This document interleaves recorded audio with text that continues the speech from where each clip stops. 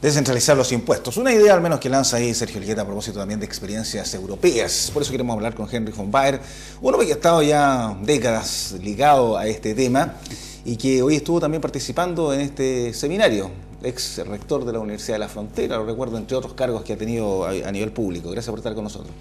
Y gracias por la invitación y felicitaciones por la iniciativa y la marca y el compromiso local y regional de vuestro medio, de la cadena de canales locales, y felicitaciones por vuestro intermedio también a la región de los lagos, al Centro de Estudios Monteverde, por ser acá hoy día la primera iniciativa de estas características que se realiza en todo Chile, en alguna región. Eso es auspicioso, pero no suficiente, y por lo tanto, sentidas felicitaciones.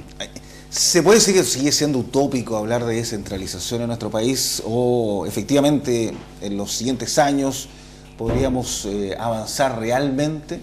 Porque este tema lo estamos hablando desde... Yo recuerdo estar en la universidad y ya hablábamos de que el tema es absolutamente centralizado al país, que tenemos un animal que es bastante gordito y que está ahí con Santiago a la cabeza, etcétera. Bueno, es la pregunta que nosotros nos hacemos también para saber si vale la pena dedicar tanto esfuerzo de trabajo voluntario en distintas regiones del país, de distintas organizaciones. Yo mismo quisiera saberlo, si todavía en esta o recién en la próxima reencarnación voy a poder ver los frutos de estos esfuerzos colectivos. Pero cuidado con verlo solamente como una utopía, porque una utopía es una meta inalcanzable o demasiado idealista y poco realista. Sin tener la certeza de que en este periodo de gobierno vamos a lograr los avances y la puesta en marcha de todo un proceso ya impostergable, nosotros hemos llegado a la convicción que Chile no resiste un cuatrienio más, porque estamos ya en la cuenta regresiva de querer transformarlos en un país desarrollado con capacidad de crecimiento y de distribución de los beneficios del desarrollo a todos los territorios y a todos los ciudadanos, cosa que en los hechos no está ocurriendo. Estamos con la experiencia nueva de movilizaciones sociales regionales, territoriales, que antes no han habido y que van a seguir habiendo si la sociedad chilena y las instancias de poder político, económico, etcétera, y el apoyo de los medios no toman este tema como un tema de verdad prioritario, no solamente al momento de haber movilización.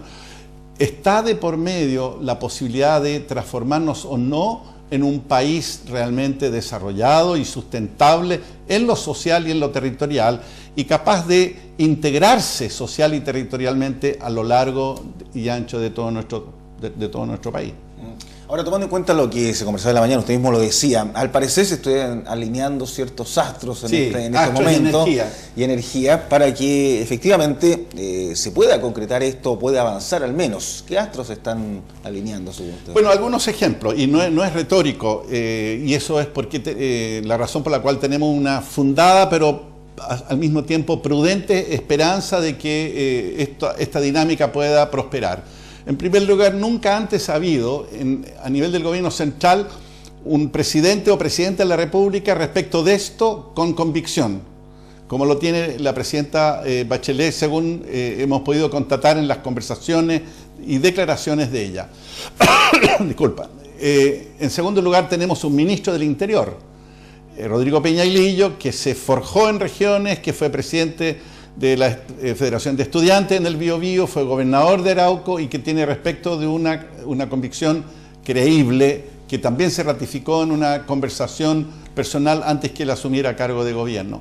Y por último, Ricardo Cifuentes, que es un hombre de regiones, forjado en regiones, también fue dirigente estudiantil en La Serena, lo conocemos de antigua data, y que tiene una profunda convicción real. De allí a que el establishment del poder, sobre todo político, transversalmente hablando, los deje, ya depende en que nosotros desde regiones también asumamos una actitud más activa, más exigente, más demandante. Por otro lado, hay un programa presidencial que, si uno examina las medidas de descentralización política, administrativa, fiscal, económica, de fortalecimiento de capital humano, competitividad, etcétera, es, siendo perfectible, un buen programa. Y hay una serie de medidas en otros programas de las otras candidaturas presidenciales y de grupos de la sociedad civil, de la Academia de Regiones, como por ejemplo el trabajo que nosotros venimos haciendo hace muchas décadas, que sumado e integrado transversalmente y puesto a disposición, como esperamos que ocurra, de la, otro dato, de la Comisión de Estado Asesora Presidencial, que tiene un plazo para instalarse y para partir, según cuál sea su metodología, sus integrantes y su dinámica, ojalá en directa conexión con las regiones. Ahí nuevamente el Centro Monteverde y ustedes como medios locales tienen un rol muy importante si esa dinámica se desencadenara. No va a ocurrir por piloto automático, por generación espontánea, pero están dadas las condiciones fundacionales para que ojalá esta vez sí pueda rendir fruto. ¿Y su sensación en las regiones? ¿Cómo está la perspectiva de la gente hoy día?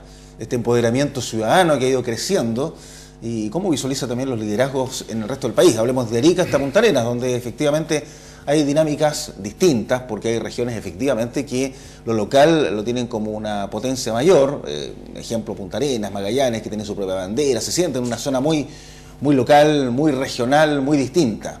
¿No ocurre lo mismo en el resto de las regiones? Eso sí. No, lamentablemente no hay sentido de identidad, no hay sentido de pertenencia, la gente todavía...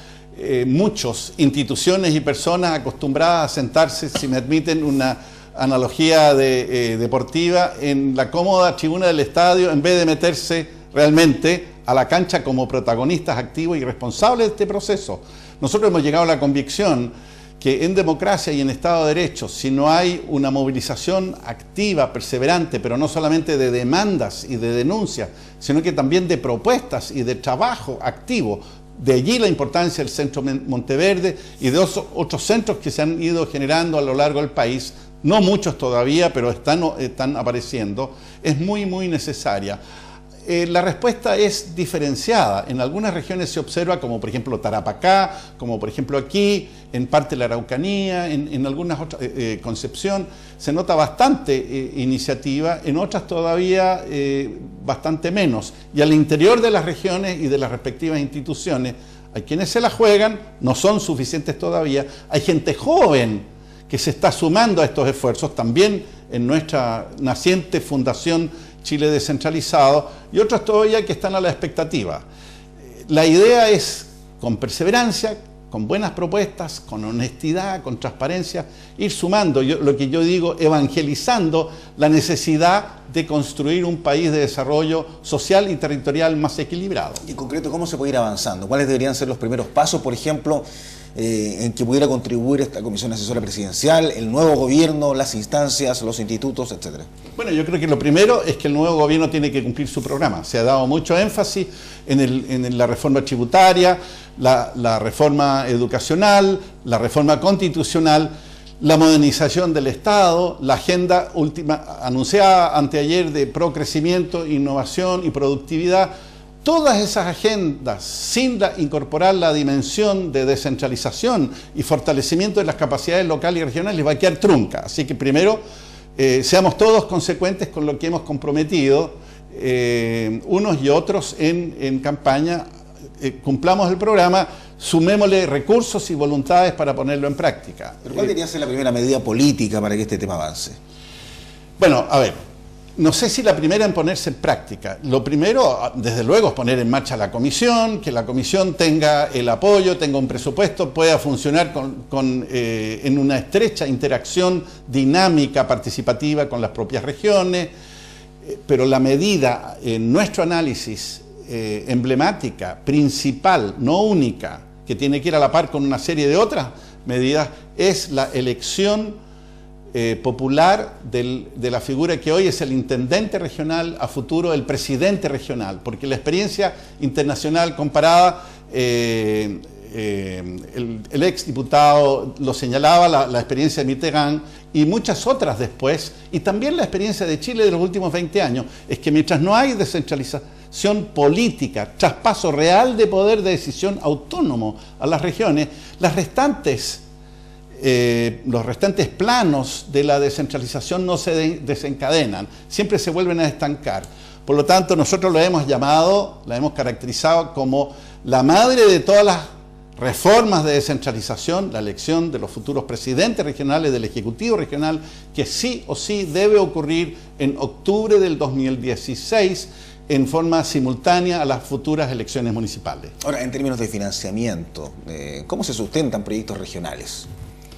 Bueno, siempre nos declaramos orgullosos como país por haber logrado ingresar al selecto grupo de los países de la OCDE en buena hora. Eso no es gratis para Chile por lo demás, siempre y cuando sigamos las buenas recomendaciones de buenas prácticas políticas en descentralización. Hay 3 informes que Chile bajo los gobiernos anteriores no ha puesto en práctica todavía, pero ahí somos el país de peor distribución del total de recursos nacionales de lo que llega a permear a los niveles local y regional. Por lo tanto, esa proporción gradual y progresivamente hay que mejorarla en términos más significativos. Somos también los peores en América Latina. Por otro lado, reformular el FNDR para que realmente vuelva a ser un fondo de compensación y de desarrollo regional. Y una medida muy interesante propuesta en el programa, cuyo origen está en la muy buena experiencia de la Unión Europea, que es un fondo de compensación territorial, que es de aplicación diferenciada hacia los territorios más rezagados.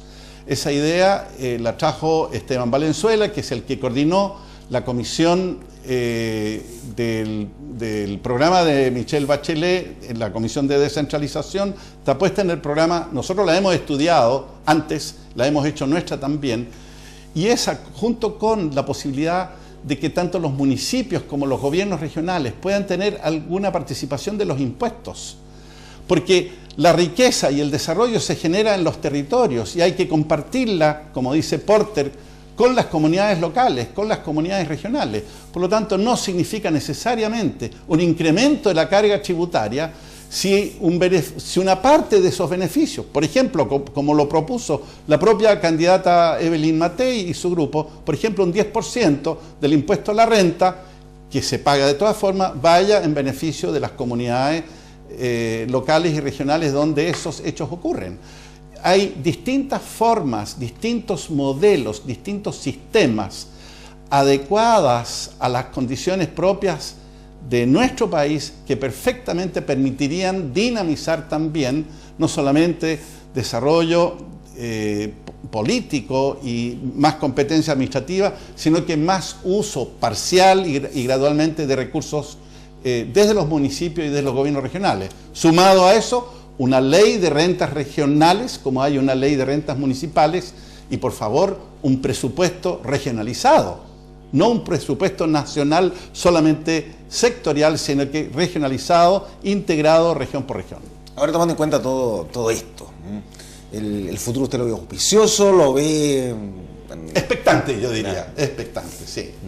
Y la energía y la perseverancia para que de expectante se transforme en el inicio de un proceso continuo que va a tomar varios periodos de gobierno. Esto no se culmina con solamente un periodo corto de 4 años, porque son procesos muy complejos y necesariamente graduales para avanzar rápido, pero tampoco no nos debemos precipitar, porque si no los efectos negativos son demasiados.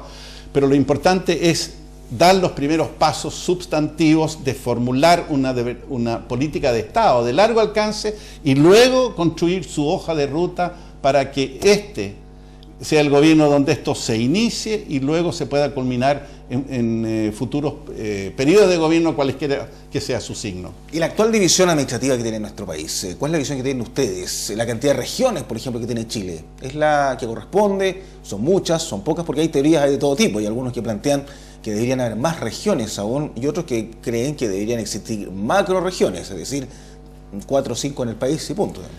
Sí, debemos reconocer que el origen de las regiones gestadas en periodos pasados, bajo una lógica más castrense que territorial y de desarrollo, tal vez en muchos casos no fue la más afortunada, porque no responde a realidades naturales, sociales y culturales y de identidad, que es lo que siempre debiera tenerse en consideración al crear determinadas divisiones administrativas.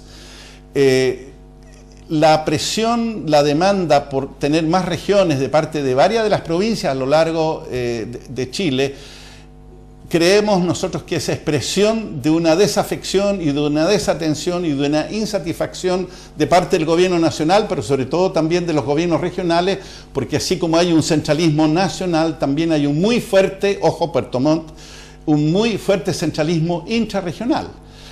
Hay que leer bien eso, y nosotros siempre hemos planteado, más que crear muchas más otras regiones, démosle a las regiones que existen los poderes, las facultades, las competencias, los recursos para poder hacer una buena gestión regional, también de mayor descentralización al interior de la propia región. Claro. Crear macroregiones, 4, 5, 6 a lo largo del país, podría ser una opción muy interesante, porque ahí tal vez se justificarían gobiernos regionales aún mucho más fuertes, hasta incluso una opción de modelo federal.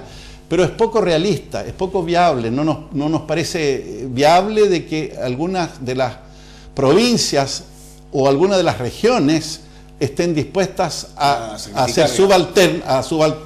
sacrificar su relativa autonomía para ponerse en forma subalterna a otra región. Por lo tanto, creemos que más que crear nuevas regiones, lo más importante es dotar a las existentes, como lo intentaron los valdivianos la vez pasada y parece que lo quieren volver a intentar ahora, un modelo de gestión intrarregional mucho más descentralizado. El centro la vez pasada no les permitió, ojalá que algunas regiones lo logren hacer. Si eso resulta, puede ser mucho más importante que crear nuevas regiones. ¿El modelo específico que ellos estaban planteando cuando los convirtieron en región? Era, en primer lugar, gestado en forma transversal, en forma plural, lograron un acuerdo político transversal, los empresarios, las universidades, los municipios tenían una propuesta común de región para alcanzar a ser región autónoma, pero a su vez con fuertes iniciativas de descompresión, de descentralización y de deslocalización al interior de la región, determinados servicios públicos con sus cabezas de serie, no en la capital regional, sino que en distintas otras comunas y provincias, y por lo que he escuchado en los días recientes, parece que algo de eso se quiere reactivar. Eso podría ser muy interesante como modelo, o como la región de Tarapacá, que decidió hace 2 años atrás, sin preguntarle al centro, qué buena señal, de transformarse en región piloto de la descentralización. Tarapacá, región piloto en descentralización, con 2 ejes: capital humano calificado, que es importante, y desarrollo productivo. Y de allí generaron transversalmente la creación de un centro de estudios de políticas públicas regionales, y llegaron a la capital, a la Subdere, al Ministerio del Interior, a la Corfo, a CONICYT, y dijeron: ustedes por lo menos cumplan las normas que los afecten. Y los pillaron sorprendidos. ¿Por qué no pueden todas las regiones seguir esos buenos ejemplos? Eso muchas veces puede dar resultados más fecundos que seguir creando más regiones administrativas dotadas de la misma precariedad de recursos, de competencias y de poder de decisión autónoma que tenemos actualmente. Claro, efectivamente, porque yo creo que hay una cultura de centralismo en nuestro país, y esto pasa efectivamente entre las mismas regiones. Regiones que son bastante grandes, como la de los Lagos. Puerto Montt efectivamente es la ciudad que más ha crecido en las últimas décadas, independiente que también ha tenido un potencial privado muy importante con la salmonicultura, pero efectivamente hay comunas acá que dicen que la mayoría de los proyectos del FNDR, que la mayoría de los talentos también regionales se van al centro, que en este caso es la capital de la región. Como ocurre también que mucho talento regional se va al centro de la región metropolitana para seguir engordando. O al extranjero, que es peor todavía. Entonces, hay un tema de capital humano que se cruza también con este centralismo que existe en el interior de las propias regiones. Sí, el tema de capital humano, qué bueno que lo toquen, es central. La experiencia nuevamente internacional demuestra que sin una masa crítica de capital humano calificado y comprometido con el desarrollo local y regional, muchas de las otras medidas quedan truncas. En el gobierno pasado había un compromiso para poner en marcha un sistema de incentivos regionales para atraer y retener capital humano calificado. El estudio se hizo, costó 160 millones de pesos y luego quedó guardado en los anaqueles de la Subdere porque la DIPRES no le dio curso. Nos alegramos mucho que en distintos programas presidenciales, el de la presidenta Bachelet, en este caso el de la candidatura Matei, Enríquez Ominami y otros, esto se está retomando, y dado que forma parte del programa de gobierno y que hay muy buenas razones para impulsarlo, tenemos la esperanza que ahora sí va a encontrar su oportunidad. En otros países de economía tan libre como la nuestra, hay lo que se llama una verdadera guerra por los talentos. Y Chile se da el lujo de pensar hasta el momento que eso solo lo regula el mercado. Eso es imposible. Y por lo tanto, el capital más preciado para una comuna, una región y un país, que es su talento humano joven, sin el cual todo el resto no prospera, es necesario darle una atención desde las respuestas regionales y desde las políticas públicas nacionales. Ya pues, podríamos estar hablando mucho más, pero se nos ha acabado el tiempo exactamente en nuestro informativo para tratar de incentivar a que este tema al menos se analice en los hogares y que efectivamente hay gente como Henry von Baer que está trabajando hace muchos años en descentralizar nuestro país y hoy día a cargo de su fundación Chile Descentralizado y participando además en este seminario que se organizó por parte de este Centro de Estudios Monteverde aquí en la región de los lagos y en Puerto Montt en lo particular. Gracias, Henry, y hasta una próxima oportunidad. Sin duda estaremos conversando de este tema. Muchas gracias por la invitación y perseveren con ese compromiso y perfil local y regional. Eso les va a dar prestigio y credibilidad a ustedes como medio también.